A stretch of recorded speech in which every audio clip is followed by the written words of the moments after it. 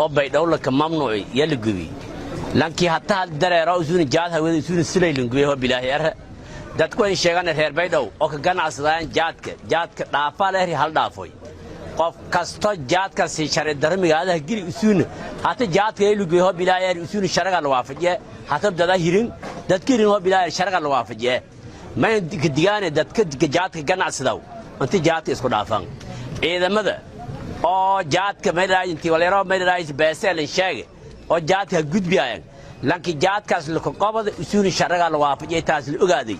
ama booliisaado ama military haaday dadku shiradi intii bahan jaadka meelaha seedan ma gudbiyaan dara wala siyaayaan way leeyahay heblaw jaadka hayn gudbi askartan way sheegan intii iyada kuwaantooda hadhowda malnin sheegna iyo in adeero ka hay alanki abtagay malku siin ku weelado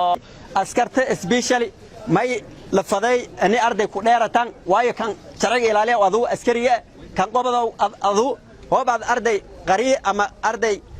kan fududa wada nagata may taalan oo arday dambiile oo dalka iyo dadka dambi ku gali yalla midata adii naftata way ka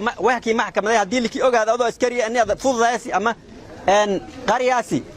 liki hala lamidata may si rajay inaysan fahamtaan wala ujeedada guud ee lagu leeyay ma ata wayba in dalka kan badqabjay iyo caafimaadjay iyo arday xasiloonidiis la ilaali yaliin baahni inaysan amaawirta hoggaansantaan maskaxdiina shaqayta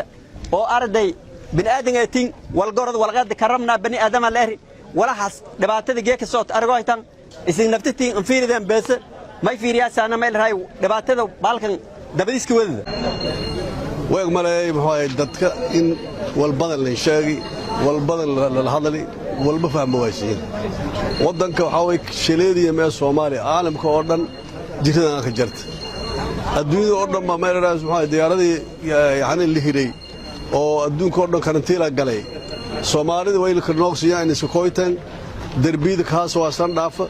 meel raas baarkin isku san dhaafa dugsiyada hal hiray bisaayida hal hiray adduunka la hiray diintiba hal hiray wala soo dhibaato ma bisaayida hal hiray ujeedadu waa taa bani aadamku iskooyow iska neefado yaani maxay rooji walaan wadan yaani maxay guud oo shacabka linka digaw horta way eediyad meel raas maxay amaanka jeediyay saraakiisha booliiska iyo saraakiisha militariga ciidanka militariga ciidanka booliiska ama balaaran hajeediye arintii waad ka dhaaqeen meel raas hago gobadan walaan jaadku aruuriyo inta lagu gubahay sharafa mudiyeen ama mudiyeen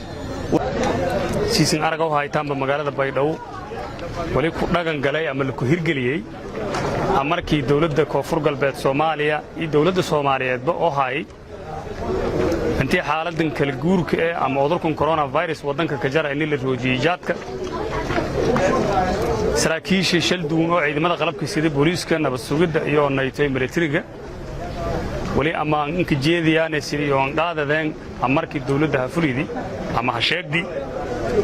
dawladnimada wali waaha kala dambeyn iyo amar qaadasho wali dareemanay walaan inta la ku gubahay hoolu baasilaha kibi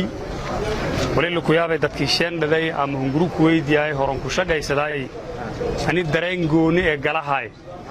ugu yaraan 20,000 oo dollar oo beese aan dadka gubati iyona la damqadaan laakiin wal kasta oo dadkaan caafimaadka ka badbaadayaan nabadgelyada la ilaaliyo karo jiritaansho in nololiyo la ka badbaadiyo karo wali ni ku muhiimsan yihiin $100 milyan oo dollar hoob